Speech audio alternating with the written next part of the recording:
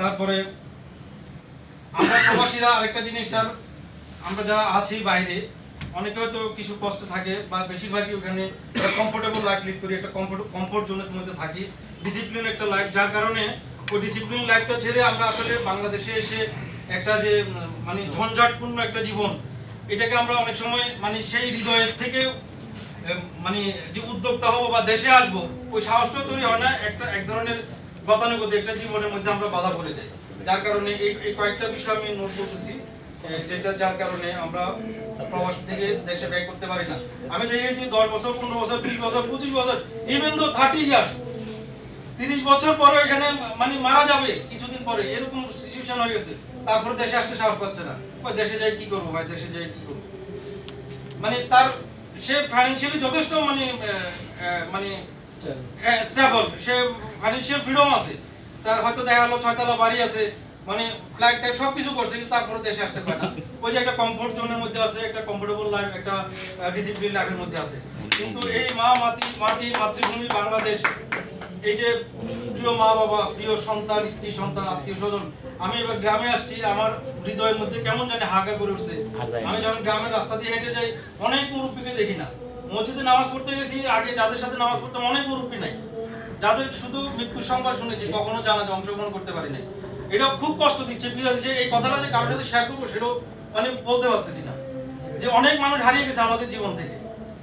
কিন্তু আমরা প্রবাসীরা কিসের আসে সেখানে পড়ে আছি। হ্যাঁ, যাদের ফাইন্যান্সিয়াল এখানে কিছু মানে প্রবলেম থাকে বা ফ্যামিলি কিছু রেসপন্সিবিলিটি থাকে তারা থাকতে পারে 2-4-5 বছর ছাড়, যেমনটি বলেন যে আপনি একটা স্পেসিফিক টাইম ঠিক করেন, একটা গোল ঠিক করেন যে 2 বছর 5 বছর, কিন্তু এরপরে তো আমাদের ব্যাক করতে হবে।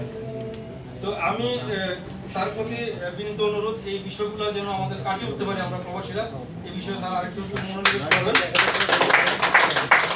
আর আরেকটা স্যারের নিকট অনুরোধ, সেটা হচ্ছে যে আমরা তো 90টা সেশন আছে অবশ্যই, আর আমি আমাদের যে গঠনতন্ত্র বা অন্যান্য এগুলো বিষয় নিয়ে কথা বলবো না, কারণ এখানে অনেক এগুলো পরবর্তীতে আপনারা এটা কিছু আসুন দেখো সেটা।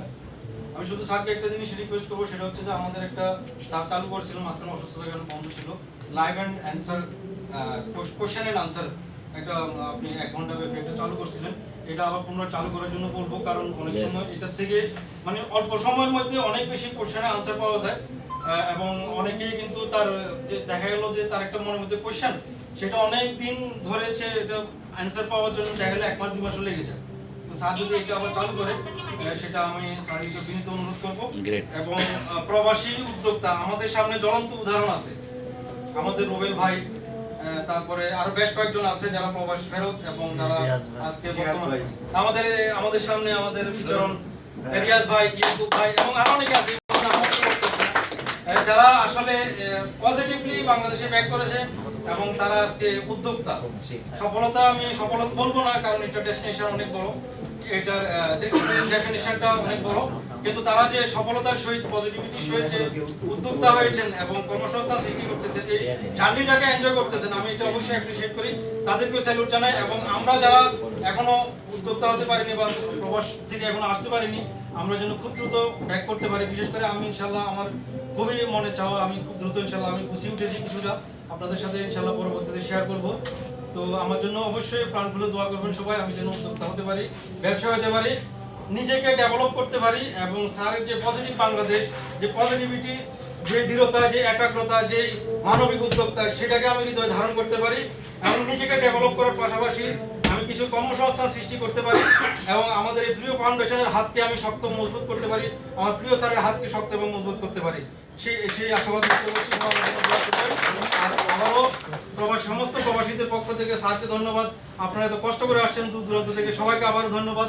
আমাদের সৌদি আরব টিমের প্রতি আমার কৃতজ্ঞতা এবং সবার পক্ষ থেকে আপনাদের সবার প্রতি রইল আবারও কৃতজ্ঞতা। আসসালামু আলাইকুম ওয়া রাহমাতুল্লাহ।